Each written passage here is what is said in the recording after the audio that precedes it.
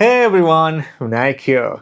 You must have all seen the slew of activepixel cameras on my channel, and I picked them up because I don't want to install multiple apps for newer cameras. And each model I've reviewed has its own unique feature set, so let's check out what the activepixel 3 megapixel outdoor security bullet camera has to offer. Today I have with me the activepixel 3 megapixel outdoor security bullet camera. Opening up the box, we find the camera. Wow, this is huge. The body is polycarbonate and we have these LEDs in front and the huge 3 megapixel sensor. There are so many LEDs, it might get really bright in the night. I will anyway be testing it out. We have 4 5dB antennas which should provide good connectivity, and it supports only 2.4 GHz Wi-Fi, which is what most cameras support. So not a deal breaker. We have the activepixel branding on the side. Below we have mounting holes, 2 of them to be able to mount the camera away or closer to the wall as necessary. Next to that is the speaker grill.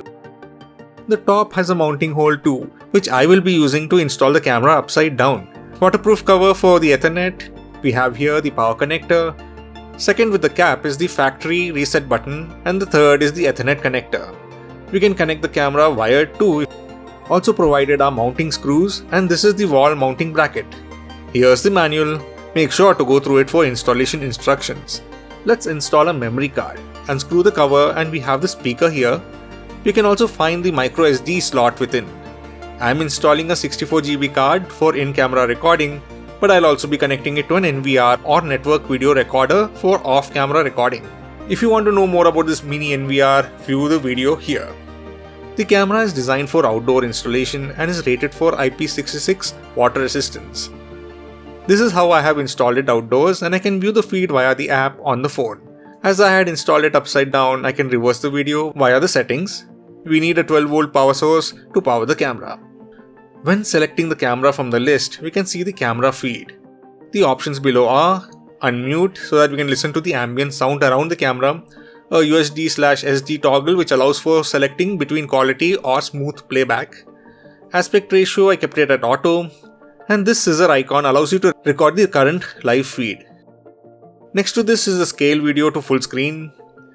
We have this small bulb icon here. This allows you to change between lighting modes.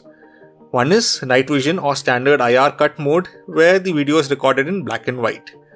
Remember the LEDs? These LEDs can activate when someone walks across and we get a full color video instead of black and white, which is cool. And this option can be changed as required. Night vision range is set to be around 10 to 30 meters. Below we have these 3 buttons. Playback to view older recordings as per date and time. Middle button is for two-way communication. Tap and hold to speak. Pressing the quality of the audio that comes off the camera. It can be used to speak to the delivery boy or anyone else who you want to communicate with via the camera speaker. Snapshot button, which is self-explanatory, takes a snap of what's in the video feed. This is how the quality of the video is. Let's see if we can read the sign from 4 feet. And this is from 8 feet away. Video recording is in 1080p, and the sensor being 3 megapixels allows for more details to be captured. Recordings are saved in H.265, which is a newer codec allowing for smaller file sizes, but it does need more computational power. Here are the basic settings, where we can set the camera name, turn indicator light on or off, and here's where we can flip the image left, right or upside down to compensate for how the camera is installed. Camera language is set to English. Day-night sensitivity sets the camera sensitivity to light and when the LED should turn on. If your camera is turning on the LEDs too early, change the settings here. We have the options to set recording to occur when motion is detected and what to do if the camera does detect motion. Alarm time sets it to set a certain time period between which it should monitor for motion. I have set it for all day.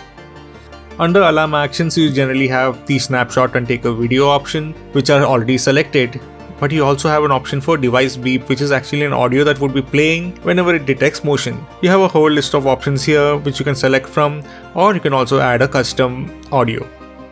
Storage management allows you to see how much of your storage is used up. My card is completely full, but I have set it to overwrite, which deletes the oldest recording to make space for a new one, which allows the camera to keep recording. We can also format the SD card from here. Cloud recording is also available, but it is a paid service, so pick a package as required.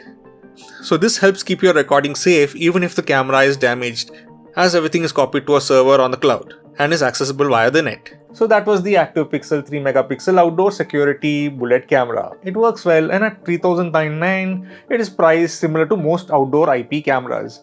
And which IP camera do you use? Make sure to comment below.